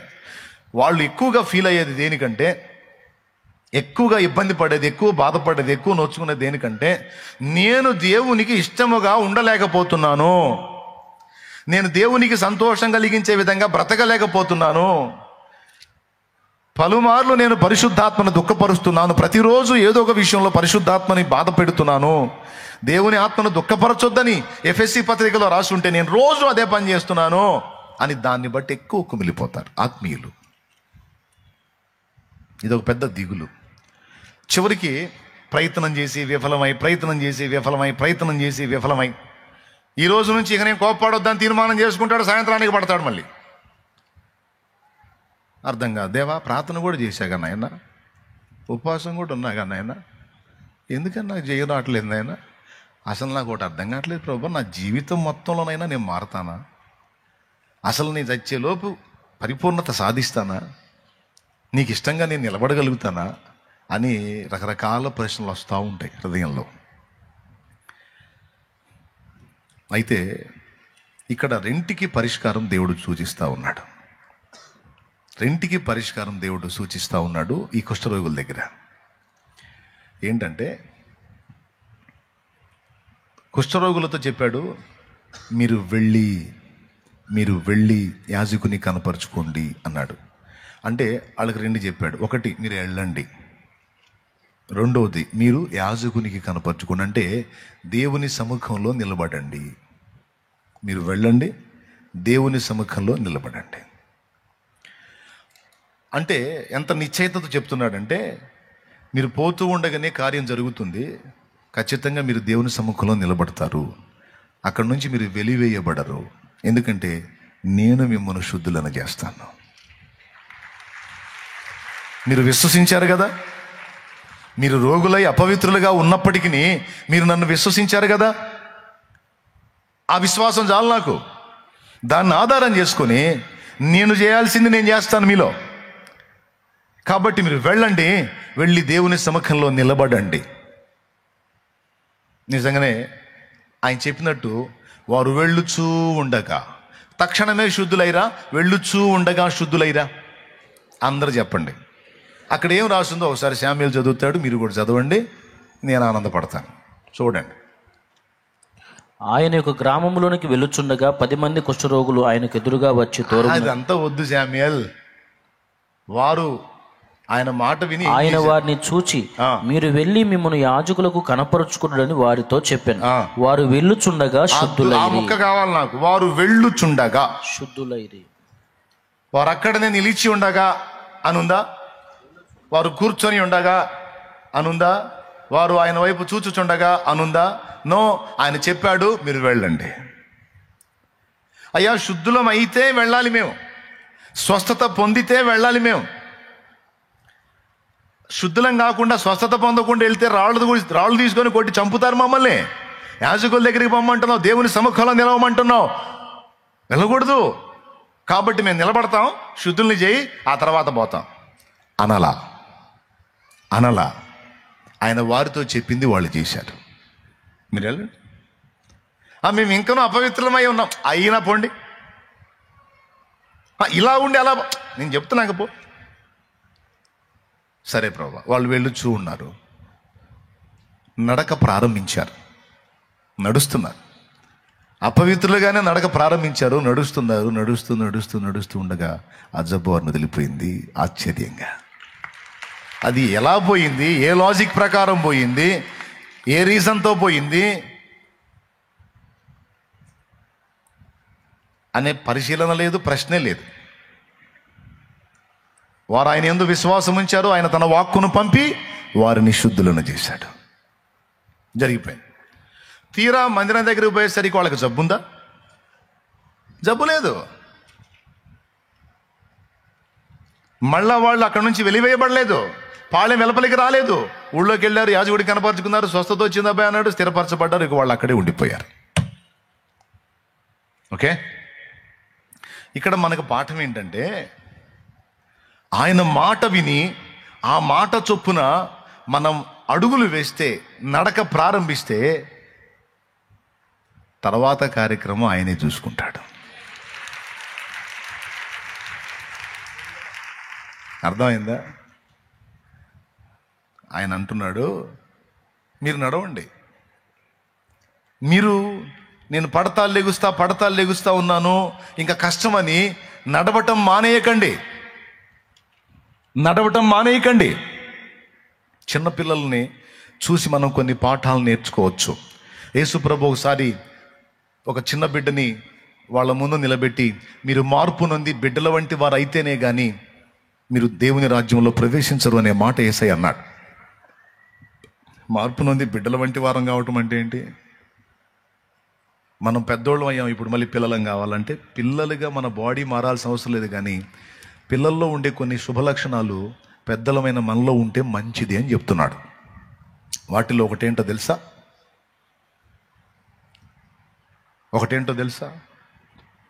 మానని ప్రయత్నం.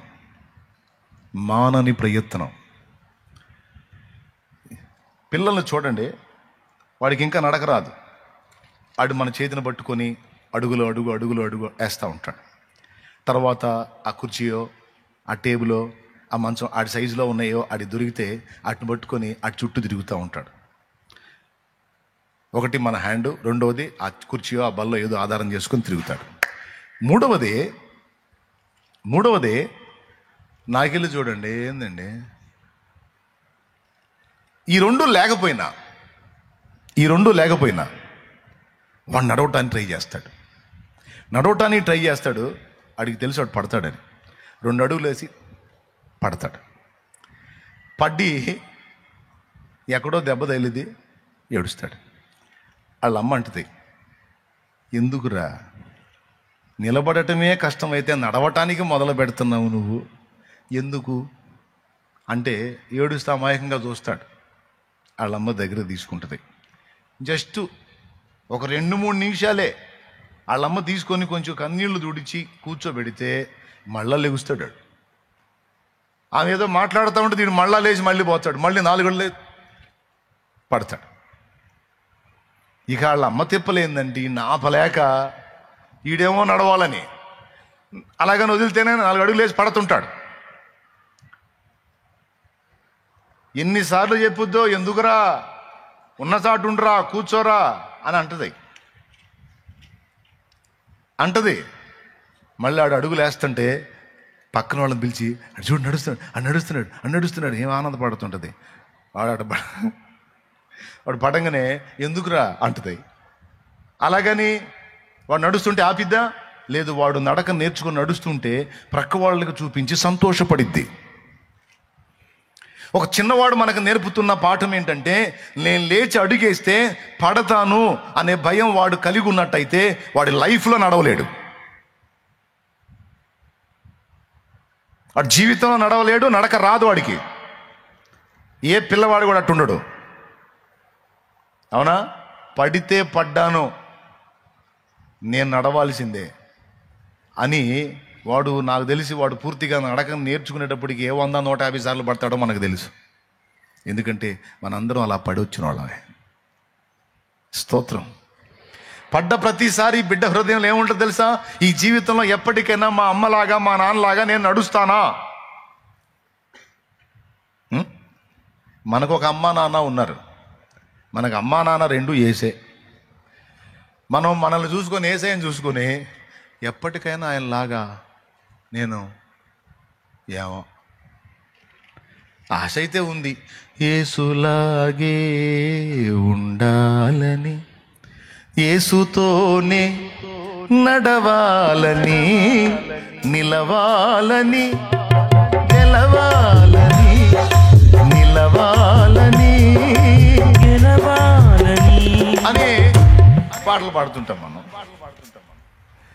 కానీ ఇవన్నీ ఆశలే, ఇదేనా కోరికలే. ఆయన నెరవేరేటట్టు కనపడు. ఎందుకంటే ఆయనేమో అద్భుతంగా నడిచాడు, ఎక్కడ వంకర లేదు, ఆయన చక్కగా సాగిపోయాడు, ఏ దోషం లేదు, ఏ పవిత్రత లేదు, ఏ పాపం లేదు, ఆయన పరిపూర్ణ నీతిమంతుడు, పరిపూర్ణ పరిశుద్ధుడు. ఆయన వైపు చూసి మనల్ని చూసుకుంటే నాకలోకం ఎక్కడ నాకెక్కడ అన్నట్టు ఉంటుంది. పరలోకం ఎక్కడా నాకెక్కడ, నా బతుకంతా ఇట్టుంది, ఆయన ఎక్కడ నేనెక్కడ, అసలు ఈ జీవితానికి సరిపోయిద్దా, అది నేను సాధించగలుగుతానా అనేది ఒక ప్రశ్న. తల్లిదండ్రులు నడుస్తున్నప్పుడు, తోడబుట్టిన వారు నడుస్తున్నప్పుడు వీళ్ళందరినీ చూసి పసివాడు అనుకునేది అదే, ఎప్పటికైనా నేను నడవగలనా?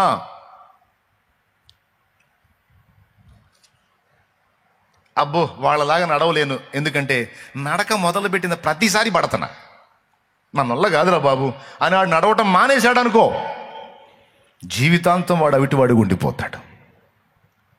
మమ్మ నడిచినప్పుడు నేనెందుకు నడవను, మయ్య నడిచినప్పుడు నేనెందుకు నడవను, మన్న నడిచినప్పుడు నేనెందుకు నడవను, ఖచ్చితంగా నేను వాళ్ళలాగా నడక వచ్చిందాకా ప్రయత్నం చేస్తానే ఉంటా, నడుస్తానే ఉంటా, వెళ్తానే ఉంటా, పడితే పడ్డా అని ఆడు సాగిపోతాడు. ఆడి తెగింపు ఎలా ఉంటుందంటే, ఆడు ముందుకు పడి మూతి పగిలిద్ది ఒక్కోసారి, వెనక్కబడి తల పగిలిద్ది ఒక్కోసారి, ఈ పడ్డది కాక వాళ్ళు దంతుంటారు, ఉండమన్న చాటు ఉండట్లేదురా నువ్వు అని సామాన్లన్నీ పగల కొడతాడు ఈ నడవబోయి.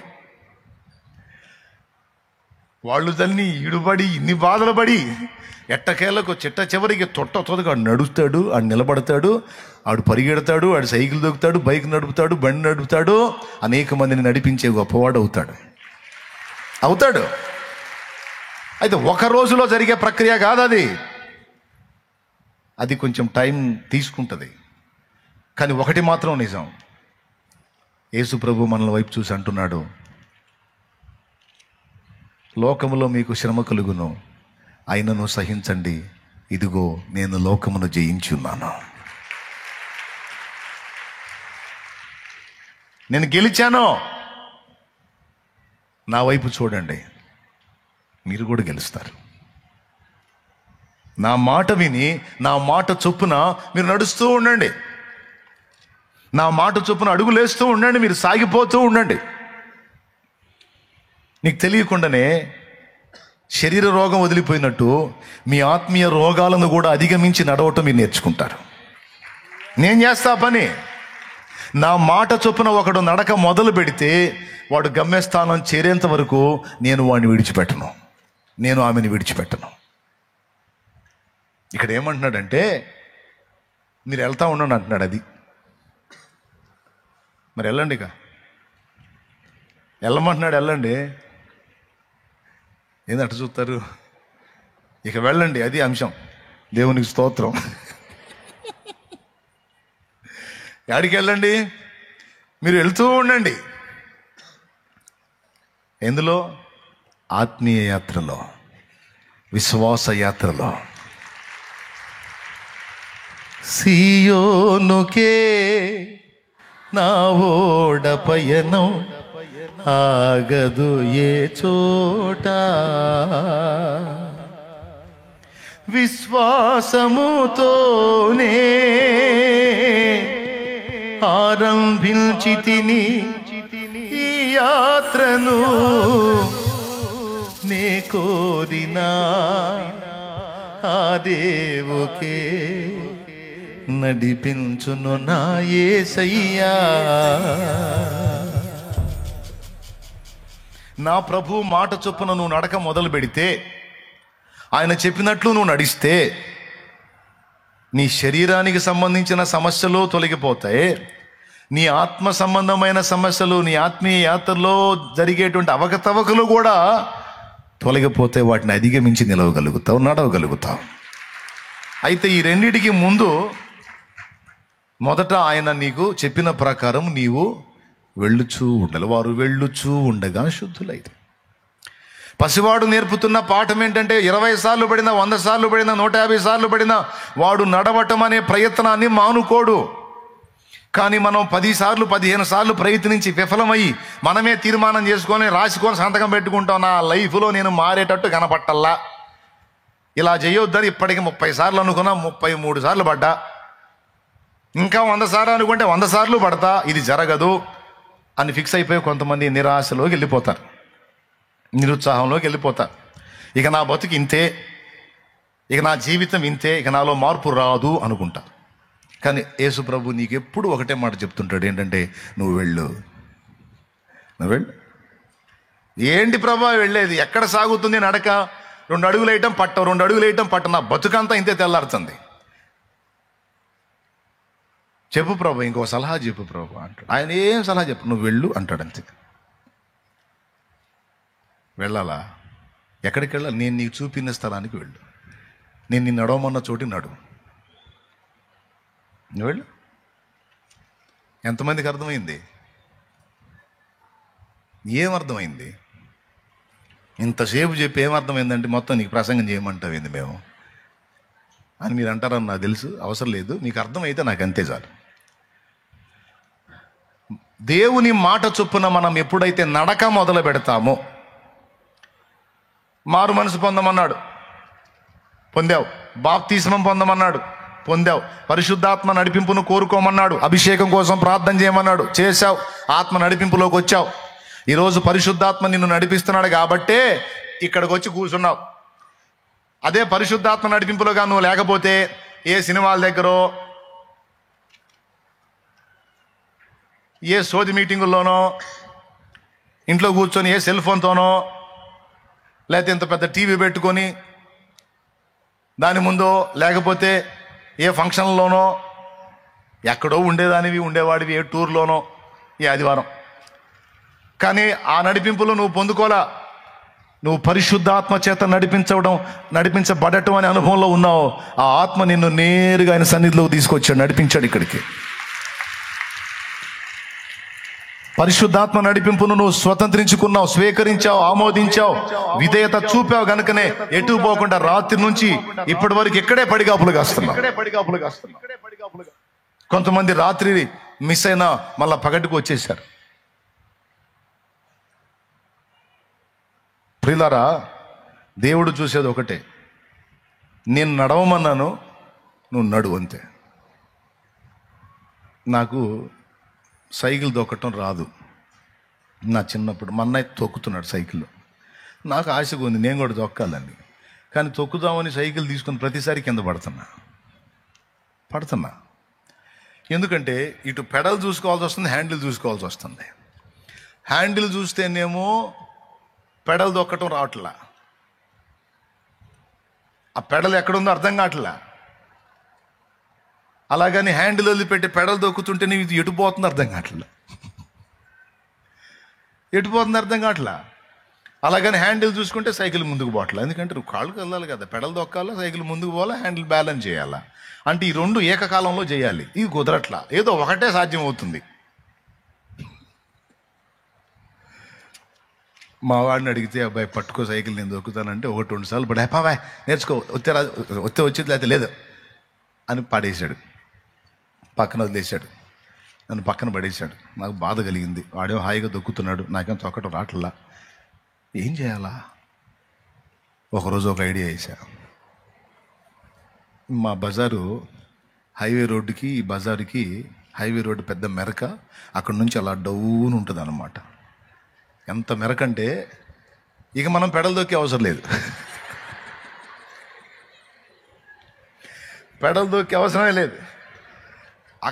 అక్కడ ఎక్కి కూర్చొని సైకిల్ మీద జస్ట్ హ్యాండిల్ చూసుకుంటే చాలు, రయ్యమని రాకెట్లాగా పోయింది. ఎట్లన్నా నేర్చుకోవాలని పక్షవాతం వచ్చిన ఒక ఆయన ఉన్నాడు. సాయంత్రం పూట 4:30-5 ఆ ప్రాంతంలో కాస్త ఎండాకాలం లోపల వెచ్చగా ఉందని ఆయన తెచ్చి మంచం రోడ్డు మీద వేసి ఆడ బండుకోబెట్టారు ఆయన్ని. ఆయనకు కాలు చేయి పని చేయట్ల పాపం. ఆయన బాధ అయింది, మాట రాట్లా. నేను ఆ మెరక మీద ఎక్కా. అక్కడ ఎక్కి హ్యాండిల్ ఒక్కటే చూసుకుంటే జాలిగా మనం పెడలు దొక్కే అవసరం లేదు, కాళ్ళకు పని లేదు. కాళ్ళు అలాగా పెట్టుకొని హ్యాండిల్ బ్యాలెన్స్ చేసుకుంటే ముందు హ్యాండిల్ చూసుకోవటం వస్తే తర్వాత పెడలు నేర్చుకుందాం అని స్కెచ్ చేసి, మరి అంత స్పీడ్గా వచ్చినప్పుడు బండి కంట్రోల్ చేసుకోవాలిగా, సైకిల్ కంట్రోల్ కావాలిగా. బ్రేక్ వేస్తే నేను పడతాగా ముందుకి. ఇది ఏం తెలియదు, జస్ట్ బండి దానంతా అదే పోవాలా, సైకిల్ దానంతా అదే పోవాలా, నేను హ్యాండిల్ చూసుకోవాలనుకున్నా. అంత హైట్ నుంచి బండి ఆ సైకిల్ వస్తా రయ్యమనికి స్పీడ్గా వస్తుంది. దేవుడు దేవల్ల ఎవరు అడ్డం రాలా. వస్తా వస్తా వస్తా కంట్రోల్ కాలే. ఇక నాకు హ్యాండిల్ ఇట్టిట్టిట్ అనుకుంటా పోయి నేరుగా ఆయన మంచానికి ఢీ కొట్టా. అంత స్పీడ్ నుంచి వచ్చే సైకిల్ వచ్చి దన్మంది అయ్యేసరికి అప్పటిదాకా పాపం మాట సరిగా లేని ఆయన వామ్మో నరిచాడు. దేవునికి స్తోత్రం. వామ్మో అని ఒక్కటే ఇరికాకేశాడు. ఇంట్లో వాళ్ళందరూ పరిగెత్తుకుంటూ వచ్చారు. ఆయన గడగడగల్లాడుతా చూస్తున్నా. నేనే కింద పడ్డా. కింద పడి సైకిల్ లేపుకుంటున్నా. వాళ్ళు ఉరుకుతా వచ్చి చూశారు జరిగిన సన్నివేశం మీద. అర్థమైంది వాళ్ళకి, ఈ నేరుగా వచ్చి గుద్దాడని. అర్థమై పట్టుకొని చూశారు నన్ను. నువ్వు ఫలానా వాళ్ళ అబ్బాయి కదా అన్నారు. అవునన్నా. ఏం చేసామన్నారు. సైకిల్ తగిలిందన్న. ఎందుకు తగిలిచ్చామన్నారు. నేర్చుకుంటానికి అక్కడి నుంచి వచ్చాను, తేడా ఎట్టనో తనలా ఓ ఎక్కడన్నా మెల్ల చూసి నేర్చుకోరా. ఏంది ఇక్కడ రోడ్ల మీద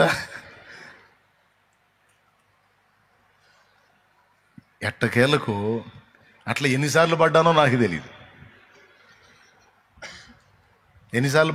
తెలియదు. మొత్తం మీద ప్రయత్నం మాత్రం అనుకోలే. 4-5 సార్లు ట్రై చేశాను, ఇది రావట్లేదు హ్యాపానే అని పక్కన పడేస్తే ఇప్పటికి నేను వాహనాన్ని నడపగలిగేవాడిని కాదు. ఏమైనా కానీ ఆల్రెడీ నడుపుతున్నోళ్ళు నడుపుతున్నారు కదా, తొక్కుతున్నోళ్ళు సైకిల్ తొక్కుతున్నారు కదా, నేనెందుకు తొక్కకూడదు, మళ్ళీ ట్రై చేద్దాం అని ఇక అదే నిద్ర అదే ఆహారం అన్నట్టు చివరి నిద్రలో కూడా సైకిల్ తొక్కుతున్నట్టు చివరికి ఎట్టకేలకు చక్కగా సైకిల్ తొక్కటం, అది కూడా చేతులు వదిలి మరీ సైకిల్ తొక్కే స్థాయికి దిగాం. దేవునికి స్తోత్రం. హల్లెలూయా. ఎందుకు ఈ విషయం చెప్తున్నానంటే, ఆత్మీయ జీవితంలో ప్రయత్నాలు, ఆత్మీయ జీవితంలో కావచ్చు, భౌతికంగా కావచ్చు, ప్రయత్నాలు విఫలమైనప్పుడు నిరాశ వచ్చి, కృంగుబాటు వచ్చి ఇక చేయబుద్ధి కదా ప్రయత్నం. కానీ అది తప్పు అంటుంది దేవుని వాక్యం. అది తప్పు అంటుంది దేవుని వాక్యం. మరి దేవుని వాక్యం ఏం చెప్తుందంటే, నేను నీకు తోడై ఉన్నాను, నేను చెప్పిన మాట చొప్పున నువ్వు నడుస్తూ ఉండు. నీకు తెలియకుండానే నీ శరీర సంబంధంగా ఎదుర్కొనే శోధనలు కావచ్చు, ఆత్మ సంబంధంగా ఎదుర్కొనే శోధనలు కావచ్చు, అన్నీ డీల్ అయిపోతాయి. అన్నీ డీల్ చేస్తాను నేను, అన్నీ డీల్ చేస్తాను. ఒక్కటే చూసుకోను, నా మాట చొప్పున నడుస్తున్నావో లేదో ఒక్కటి చూసుకోను. నడక ఆపేశావంటే అప్పటికి నడవలేవు. నువ్వు నడవటం మానవద్దు, నువ్వు నడుస్తూ ఉండు, సాగిపోతా ఉంటావు. ఓపికతో ముందుకు నడు. శరీర సంబంధంగా కొన్ని సమస్యలు ఎదుర్కొంటున్నావు. ఏదో ఇంట్లో పరిస్థితులు కావచ్చు, అప్పుల బాధలు కావచ్చు, శరీర రోగాలు కావచ్చు, ఏవో ప్రయత్నాలు విఫలం, ఉద్యోగ ప్రయత్నం విఫలం కావచ్చు. ఎన్నో అటెంప్ట్ చేసావు కానీ ఏది వర్కౌట్ కాలేదు, చీదరబుడుతుంది. ఇక దేనికి వెళ్ళబుద్ధి కాని పరిస్థితి వచ్చింది. ఓకే, కృంగిపోయావు. దేవుడు నీతో మాట్లాడుతున్నాడు. నువ్వు ప్రయత్నం మానొద్దు, నువ్వు చేస్తా ఉండు, నువ్వు వెళ్తా ఉండు. నేను సిద్ధపరిచింది నీ చేతికి అందిన దాకా నువ్వు నడుస్తూ ఉండు. ఖచ్చితంగా దాన్ని నువ్వు అందుకుంటావు, నేను నీకు ఇస్తాను. నువ్వు సాగిపో, నువ్వు ఆగొద్దు. ఇంకా లైఫ్ లేదనుకోవద్దు, నిరాశకు తావివ్వద్దు, కృంగుబాటుకు తావివ్వద్దు, నిరుత్సాహపడొద్దు. నువ్వు నా మాట చొప్పున నువ్వు నడు. నిన్ను గెలిపించే బాధ్యత నాది. నడిపించే బాధ్యత కాదు, గెలిపించే బాధ్యత నాది. నువ్వు సాగిపో, నేను చూసుకుంటాను. నువ్వు ఆగావంటే నేనేం చేయలేను. నా వల్ల కాదు అని వెనకడుగు వేసావంటే నేనేం చేయలేను. నువ్వు వెనకడుగు వేయొద్దు. నా తండ్రి నాతో ఎన్నోసార్లు ఈ విషయాలు మాట్లాడాడు. అడుగులు తడబడిన వేళ నా ఆత్మీయ జీవితాన్ని గురించి మాట్లాడాడు. నేను ఇక జీవితంలో ముందుకు సాగలేను అనే పోరాటాలు నాకు ఎదురైనప్పుడు, ఈ దెబ్బతో ఇక నా నడక ఆగిపోతుంది, ఇక నేను కదలలేను అనే ఘట్టాలు నాకు ప్రారంభం నుంచి సేవ అనుభవంలో స్టార్టింగ్ నుంచి ఇప్పటిదాకా అనుక్షణం అనుదినం అనేక రకాలుగా ఎదురవుతూ ఉన్నప్పటికీ నా దేవుడు ఎప్పుడు నా వెనకుండి మాట్లాడుతున్న స్వరం ఒకటే, సాగి వెళ్ళు, సాగి వెళ్ళు, సాగి వెళ్ళు, సాగి వెళ్ళు, సాగి. విశ్వాసమునకు కర్తయు దాన్ని కొనసాగించువాడునైన యేసు వైపు చూచుచు మన ఎదుట ఉంచబడిన పరుగు పందెంలో ఓపికతో పరిగెత్తుదుము.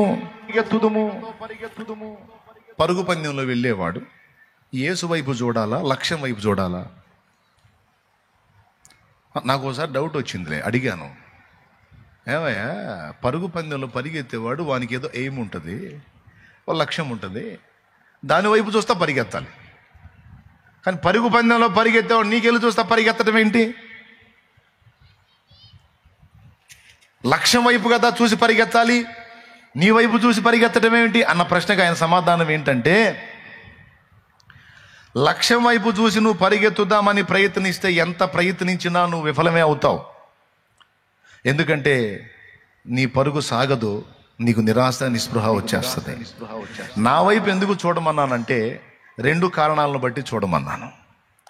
మొదటి కారణం, నేను పరుగు గెలిచి నిలిచాను, నేను జయించి సాధించి నీ ముందు నిలిచాను కనుక నువ్వు నా వైపు చూసినప్పుడు నీకు ఆశ కలిగిద్ది. నా ప్రభు చేరాడు, నేను కూడా చేరతాను. నా ప్రభు సాధించాడు, నేను సాధిస్తాను. నా ప్రభు గెలిచాడు, నేను గెలుస్తాను అని ఆశ పుట్టింది నాన్న నీకు. అందుకే నా వైపు చూడాలి నువ్వు. ఎందుకంటే నేను గెలిచి అక్కడ కూర్చున్నాను, నువ్వు కూడా గెలుస్తావు. నేను చెప్తున్నాను రా. ఇది ఒకటి.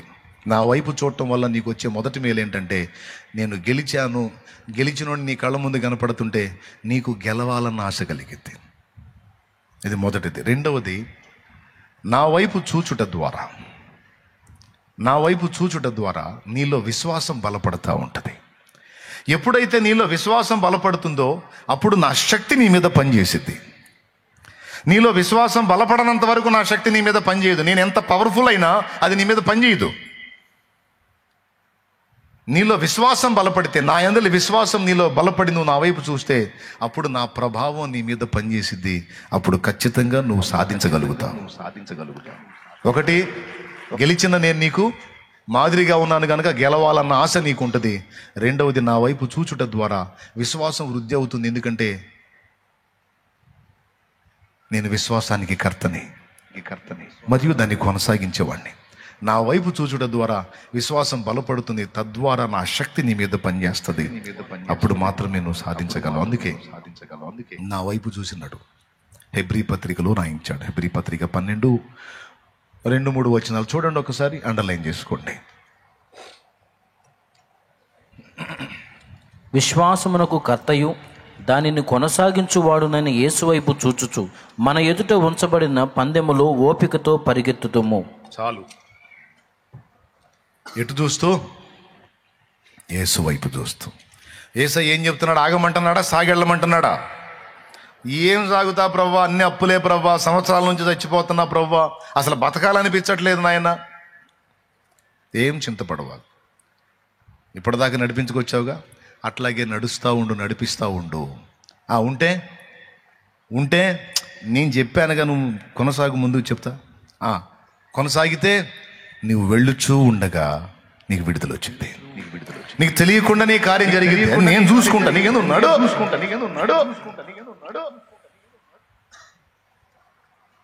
ఎన్నోసార్లు ప్రయత్నించి విసుగొచ్చింది, విరక్తి వచ్చింది. ప్రభా అంటే ప్రయత్నం మానొద్దు, కొనసాగు. మళ్ళా ట్రై చేయి. నేను నీకు చేయి అందిస్తా. నీకు తెలియకుండానే కార్యం జరిగింది, నేను చూసుకుంటా. నువ్వు వెళ్ళుచూ ఉండగా విడుదల వచ్చింది.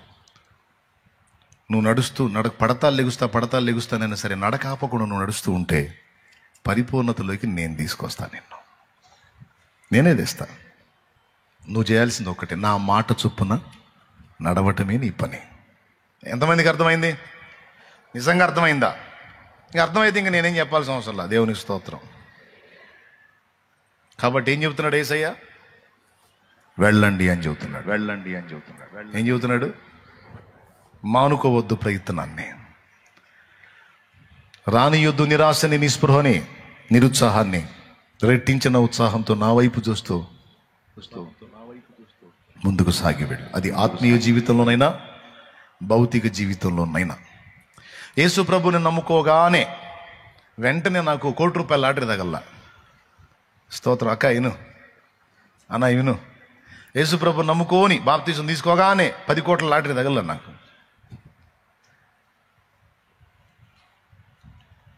సమస్యలు కొనసాగుతూనే ఉన్నాయి. ప్రభువా అని ఆయన వైపు చూస్తూనే ఉన్నాను. ఆయన డైలాగ్ ఒకటే, నడు నడు నడు నడు నడు నడు నడు అంటే ప్రభువా నిన్ను నమ్ముకోకముందు అదే బాధలు, నిన్ను నమ్ముకున్నాక అదే బాధ. నడవరా నువ్వు. నడుస్తూ ఉండగా సంవత్సరాలుగా నన్ను పీడించిన శోధనలను ఒకటొకటికి అడ్రస్ లేకుండా పోయినాయి. ఇది నడకలో కొనసాగుతున్నప్పుడు జరిగింది కానీ నువ్వు ఇవన్నీ వదిలిస్తే కానీ నేను నడవను అని కూర్చుంటే జరగల.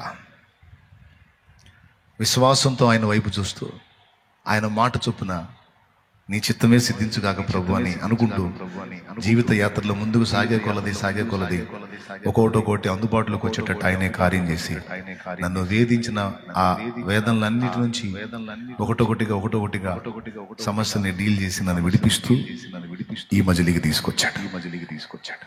నిజంగా ఆయన నా విషయంలో అలా జోక్యం చేసుకోకపోతే నా నడక ఎప్పుడో ఆగిపోయేది, ఎప్పుడో నా చరిత్ర ముగిసిపోయేది. ఇప్పుడు భౌతికంగా విడుదలే కాదు, ఆత్మీయంగా కూడా నేను చెబుతున్నాను కదా. శరీరానికి జబ్బు, శరీరం నుండి వచ్చే జబ్బులు అని చెప్పాను కదా. ఈ శరీరం నుండి ఉత్పత్తి అయ్యేటువంటి ఉత్పత్తుల విషయంలో ఇప్పటికీ బాధపడతానే ఉంటాను. ప్రతిరోజు ఎక్కడో చోట పరిశుద్ధాత్మకు దుఃఖం కలిగించే చర్య, ఆలోచనో, నడకో, పడకో, తలంపో, క్రియో, మాటో, చేష్టో ఎక్కడో చోట డిస్టర్బ్ అవుతా. ఉండకూడదు కదా, ఇలా నేను ఇలా ప్రవర్తించకూడదు కదా, ఇలా ఆలోచించకూడదు కదా, ఇలాంటి తలంపులు రావద్దు కదా నాకు అని ఫీల్ అవుతా. మళ్ళీ దేవుని వైపు చూస్తే దేవుడు చెప్పేది ఒకటే, నిరుత్సాహపడొద్దు, నిరాశపడొద్దు. పద. ఏంటి ప్రభా, నా జీవితంలో ఇంకెప్పటికైనా నేను పరిపూర్ణత ఎన్నొద్దు పద, అది నేను చూసుకుంటా. నడు, ఆగొద్దు. అలసి సొలసి ఆత్మీయతలు కునికి నేను నిద్రించు వేళ, శత్రువేమో కోరలు సాచి నన్ను మింగ చూసే వేళ, మాట తప్పని దేవుడా నన్ను మరచిపోలేదయ్యా, దూత నంపిన కావలిగా నన్ను కాపాడినావయ్యా. యేసయ్యా యేసయ్యా నా యేసయ్యా, మంచి యేసయ్యా, ప్రాణం కంటే మిన్నగా ప్రేమించినవయ్యా. నీవే లేకపోతే నా గతి ఏమౌనో నా దేవా, కృపయే లేకపోతే నా దేవా. యేసయ్యా యేసయ్యా నా యేసయ్యా, మంచి యేసయ్యా, ప్రాణం కంటే మిన్నగా ప్రేమించినవయ్యా. Praise the lord. ఆయన ఒక్కటే చూసుకుంటాడు. స్పృహలో ఉన్నావా లేదా చూసుకుంటాడు. స్పృహలో ఉంటేనేమో నొప్పి అర్థమైద్ది, స్పృహ కోల్పోతేనేమో నొప్పి అర్థం కాదు అన్నట్టు ఆత్మీయ జీవితంలో నువ్వు సజీవంగా బతికే ఉంటే ఏ చిన్న పొరపాటు జరిగినా నువ్వు స్పృహలో ఉంటావు కనుక బాధ నీకు అర్థమయ్యి ఆయన వైపు మళ్ళుతావు. ఆత్మీయ జీవితంలో నువ్వు నడుస్తున్నప్పుడు ఏదైనా తొట్టుపాటు జరిగితే ఏ ఫీలింగ్ లేకుండా నువ్వు ఉన్నావంటే నువ్వు స్పృహ కోల్పోయావు, ఆత్మీయంగా స్పర్శ కోల్పోయావు, అప్పుడు డేంజర్లో పడతావు. అలా కాకుండా నొప్పి నీకు అర్థమయ్యి నువ్వు బాధ ఫీల్ అవుతుంటే ఆయన ఒకటే చెప్తాడు, నువ్వు లైన్లో ఉన్నావు పద అంటాడు. ఏమైనా అర్థమవుతుందా నేను చెప్పేది? ఎంతమందికి అర్థమైందో ఒకసారి చెప్పండి. నువ్వు లైన్లోనే ఉన్నావు పద అంటాడు ఆయన. కాబట్టి ఈ 10 మంది కుష్ఠరోగుల నుంచి యేసు ప్రభు మనకు నేర్పుతున్న పాఠం ఏంటంటే, వారు వెళ్ళుచూ ఉండగా శుద్ధులైరి అన్న మాట రాశాడు. అది నా పాయింట్. ఈరోజు ఆత్మీయ జీవితంలో కొన్ని అపవిత్రతలు నిన్ను ఆవరించి, ఆలోచనల ద్వారా కావచ్చు, తలంపుల ద్వారా కావచ్చు, కొన్నిసార్లు నోటి ద్వారా కావచ్చు, చేతల ద్వారా కావచ్చు, నీ శరీరం నుండి ఉత్పత్తి అయ్యేటువంటి అపవిత్రతలు ఏవైతే ఉన్నాయో, నీ మనస్సు నీ ఆత్మని క్షోభ పెట్టి ఏవైతే ఉన్నాయో, వాటి విషయంలో కూడా దేవుడు మాట్లాడుతున్నాడు. నువ్వు వాటి గురించి ఆలోచించొద్దు. వాటిని విడిచిపెట్టి ముందుకు సాగుతూ ఉండు, నడుస్తూ ఉండు, వెళుతూ ఉండు. నేను నిన్ను శుద్ధురాలిని చేస్తాను. నేను నిన్ను శుద్ధుని చేస్తాను.